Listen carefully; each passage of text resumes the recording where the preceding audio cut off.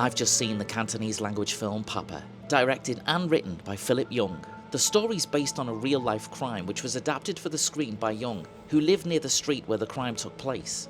First shown at the Tokyo International Film Festival last year, it's finally made its way to UK cinemas.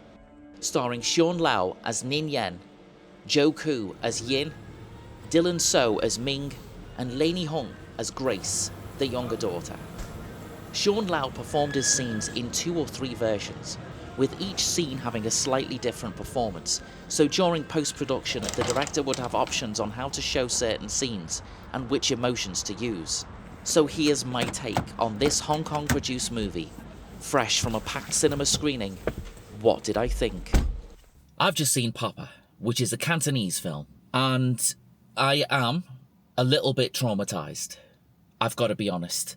I'm a little bit traumatised by this film. It is kind of quite hard on the emotions. In a good way, of course. I've had extreme success going to see some of the other Cantonese movies that I've reviewed on this channel. And I thought, okay, let's just go and see this. What harm could it do? Well, I'm telling you now, it's done a lot of harm to me because I'm a little bit of a mess right now. To say this has had an impact on me is understating it extremely. This is a combination of a couple of things. A film with a great story, an interesting premise, and it's kind of got an art house vibe to it. It's very small. I mean, it is a very small film. And what I mean by small is the way it's framed. You know, the framing of everything. You know, it's shot in 1:37. It's shot in Academy aspect ratio. The whole framing of it is so tightly, you know, crammed in. It's crammed together. I guess it's told from the dad's perspective. I mean, it is called Papa for a start off. So I think that it is told from the dad's perspective. I think that's the whole idea of it. And it's told from the dad's perspective because it needs to be. It needs to be. And it needs to be told from that perspective because I think that it's focusing on the trauma of the event. And it's not a spoiler to say that the event is the son. He murders his sister and his mother.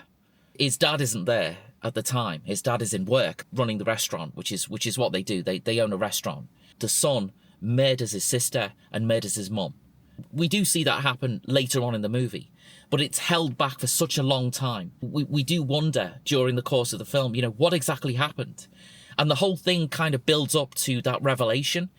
And that revelation is extremely, extremely hard-hitting. It's extremely shocking, to be fair, because of all the emotions that have been built up before that. For me, at the moment, it's only March, right? March 2025. And this is Film of the Year. Boom. This is Film of the Year so far. Nothing I've seen at the cinema has affected me as much as this has. You know, Oscars, all of that, amazing, great, wonderful. But this has had a profound impact on me, I've got to be honest. Before I start to get stupidly upset, let's go and let's talk a little bit more about Papa, because this is something pretty special, I've got to be honest. Let's get out of this car park and we can talk some more about Papa, because there's loads to say about this. This is a film that I want to talk about and I want to tell everyone about, because something like this is the whole reason why this channel exists. This is why I do this. The gems that you come across, you know, the stuff that you would never, ever, ever even think about going to see. You know, this is one of those films. Papa is an absolutely fantastic piece of cinema. The way it's made, the story, and the characters themselves are all just tremendous in this. I absolutely loved it. I really did. So, okay, let's go through the story. Let's try and unpack a little bit about what this is about. Essentially, we've got the family that I mentioned earlier, right? The 4 of them. They live together in a small apartment in Hong Kong. They run a sort of takeaway restaurant-y kind of thing. They work all possible hours. They mention that the restaurant, the cafe, is like open 24 hours. So, you know, so dad does 12 hours and mum does 12 hours. They just keep the place open. That work rate obviously has an effect on them. The 2 children, school age, they go to school, they come back, they have dinner together, they do everything normal as a family. There's nothing bizarre about it. Papa himself, I mean, he's a lot older than his wife. That's just the way it is in this story. It's mostly told in flashback, but I think that those flashbacks are not just like flashbacks, they're more like memories. The way that this is told from the dad's perspective is really interesting, because the way that they tell it, we need to relive what happens. We need to see what happens. And he's reliving what happened, you know, in his head. The dad is trying to come to terms with how it happened. When did the son become this person? When did the son become this murderer? What was it in the past that caused this to happen? And I think that's also the purpose of the flashbacks. We get to see those moments where the son is involved. We get to see those moments where the younger daughter is involved, and we get to see those moments where the mum is involved as well. And it gives us its story beats that way. It's told in flashback. And I'm really glad it's done that way. It doesn't make it obvious either. It's not like, oh, you know, the flashbacks are all kind of, they're all black and white or whatever. It's not done like that. It's very real. The way that it's structured and the way that it does that, it alludes to the fact that it's kind of a nightmare. It's the dad reliving things, but at the same time, it's us learning things as well. And it's told in a non-linear fashion, which makes it like a nightmare. When you go to sleep, dreams don't make sense, do they? You know, stuff happens all in the wrong order in dreams. Things happen back to front, you know, upside down and sideways and all of that kind of thing. And I think the way that this film is structured, it kind of leans on that. We don't spend much time in the present in this movie at all. We really don't. The bits that we do spend in the present are just with Papa or are just with the son. The ability to overcome what's happened or the attempt to make sense of what's happened is all right here. It's all laid out right here. I can't praise the performances in this enough. I cannot praise them enough. The understatedness of Papa himself, you know, the understatedness of him, the sort of naivety, the quiet scariness, and the nonchalant detachedness of Ming, who is the son. Also, I mean, what a performance. I mean, what a performance.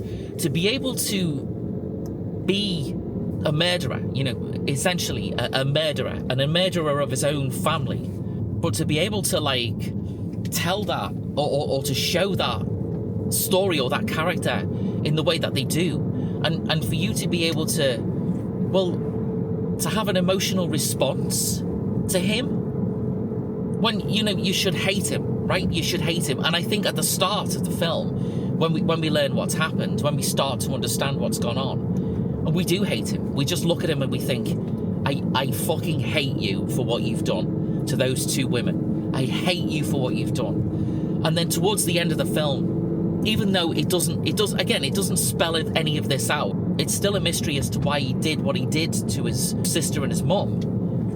But at the same time, we kind of somehow, through the way that it's made and through the way that the character is shown to us and given to us, we kind of do understand.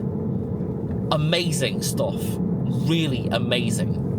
And then the moments that we see with the sister and the mum, the way that they're kind of weaved into the story as well, is heartbreaking, because we know what happens to them. Everything that they say and everything that they do during that time, every time we see them on screen, either together or separately or whatever it is, we just think, oh my God, you know, oh my God. It's a very effective film, this. It's very, very emotional. I really am finding it difficult on an emotional level to come to terms with what I've just seen. So Papa himself, he does this thing where he writes letters to his daughter and his wife, even though they're dead, right? They've been murdered. He writes letters to them, explaining, you know, what's going on and how he's feeling and all of those things. And when he does that, when he writes the letters, his daughter's there, right? She's there. She's kind of there. I suppose you can say as a ghost. That's a visual representation of why he's writing the letters and what's going on in his mind and how he can cope with what's happened. You know, because he's extremely understated throughout this entire movie, and he's only that way because of what's happened. He is in total shock. I think that's what it is. He's in total shock throughout the entire film. You know, there's a really great scene where he goes to a quit smoking thing, because he does a lot of smoking in this. He goes to a quit smoking class or group, and I think one of the other people that are in the class, they have a son, right, an autistic son. Papa, he kind of he kind of singles out this child, who's a little bit unruly and a little bit kind of boisterous or whatever. He kind of singles him out, and he sort of, you can see that he's thinking to himself, right, okay, this kid isn't naughty. This kid is just unwell. He's got behavioural problems. And that's the diagnosis that his actual son has got. That's what the psychologists and the psychiatrists and stuff, that's what they sort of deem the son to have. Psychotic episodes and all of those kind of things. I mean, he's traumatized by it. We're all traumatized by it. That's what this film is. This film is traumatizing. It's traumatizing. Not in a way where it's gratuitous or anything like that. It's just, its emotional impact is traumatizing. I cannot believe, I can't believe what I've just seen. I'll tell you now, right? Go and see it. Go and see this. Find it and watch it. Whether it's on demand or in a cinema, you've got to go and see it. It's difficult to review this because, I mean, I suppose there's no need to not do spoilers or anything like that, because it's sort of, if you read the description, I'm not giving anything specific away. There's no big reveals or anything like that in this. It's not that kind of a film, really. So it's okay to talk about what happens in it. But it again, it's not about that. It's not about revealing anything massive in the story.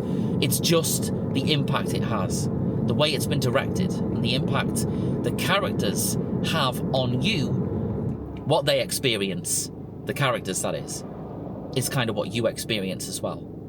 It doesn't let up on that premise at all. It just does that entirely from beginning to end.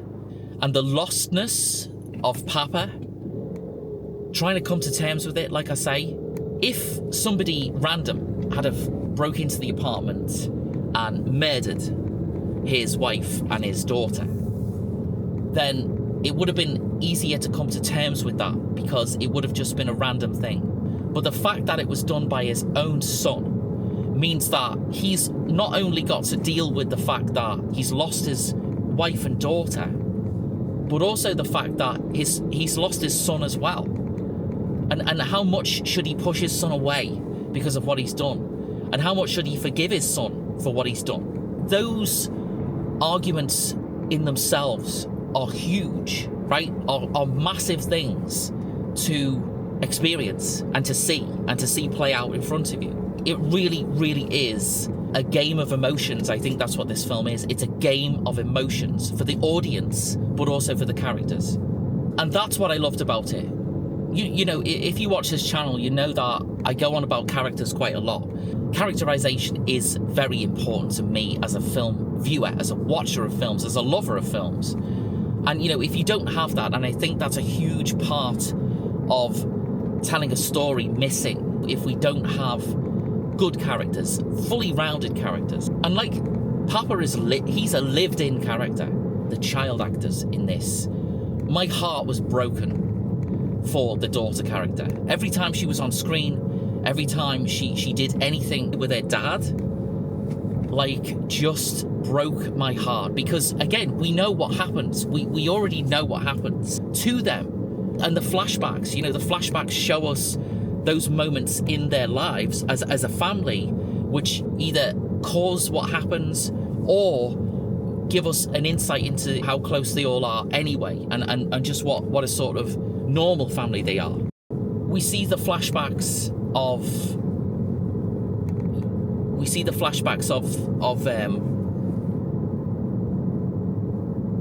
Yin and Nin. We see the flashbacks of Yin and Nin getting together, finding each other, and we get to see that happen again as part of this whole flashback thing. The way that actors play these flashbacks, it's not like, it's the past and it's all fine, everything's fine. It's done in a way where, like, that look in their eye, it's like they all know what's going to happen in the future. The way that those scenes are played, the characters know it in their faces. They know what's going to happen in the future, that it's all going to go wrong, it's all going to go badly. It's all going to end. That, for me, is just tremendous filmmaking. It is tremendous filmmaking and tremendous acting. Like, wow. So it's shot in 4:3, Academy aspect ratio, if you want to call it that. And that kind of makes it claustrophobic. You know, I saw this on a cinema screen, on a big cinema screen, but the massive cinema screen was shrunk right down, you know, to this kind of window box in the middle. I think that really helped with, you know, the way everyone's so closed in because of what's happened. There's nowhere to go in the frame, in fact. It's all just boom, there it is. There's no escape from this. And I think that boxed inness works really well as not only visually, but also as another storytelling trope. The colours, right? Because it's set over, like, you know, the space of 10 or 15 years, we kind of get to see the characters' circumstances change a lot. You know, they go from a small shabby apartment to an alright apartment, and they open a restaurant. We kind of get to see all of that happen. You know, the way that it all looks is so gorgeous. I mean, the lighting and the formation of shots. The apartment, for example, the apartment where it all happens, he still lives there. He still lives in that apartment. But now, in the now time, it's horrible. It's a stark, harshly lit, cold-looking place because, you know, that family warmth has gone. It's been taken away from it. Contrast that with the shots of the same apartment back in the past, and when the family is still alive, when they're still together as a family, and you can see the warmth. You know, it's the same apartment. In the now scenes, all that life is gone. The only two people left in the apartment are the cat and Papa. I don't want to say, like, it's a period piece, because it was only 10 or 15 years ago that it goes back to, but you can see that it's trying to do a period piece thing. It just looks gorgeous. It's all told within this little small 4:3 frame. So it looks beautiful. It does. It looks stunning. It's a gorgeous film to look at. I'm going to say this now. Let's sum this up. Let me try and sum up this film. I've just seen a work of art and an emotional piece that I won't forget ever, I don't think. Papa is a Cantonese movie, and it's a Cantonese movie that's got a massive story and a massive amount of emotions that run throughout the entire film. The characters are multi-layered to the point where you think, how much more intricacy can you get in a set of characters than what you see right here in this movie? And that itself is worth the price of admission. The way it's directed, the way it looks, the way it's been shot is glorious. It's beautiful. It uses the Academy aspect ratio to great effect. It makes you feel tense just by the way that it's framed. So if you see it showing anywhere, then book a ticket and go and see Papa, because you won't be disappointed. This is a great film. This is a really good film. 2025 has been amazing so far. The movies I've seen this year are just like, wow. This movie, Papa, takes it up another notch. Thanks for watching. Like and subscribe, and I will see you again next time on the Film Podcast.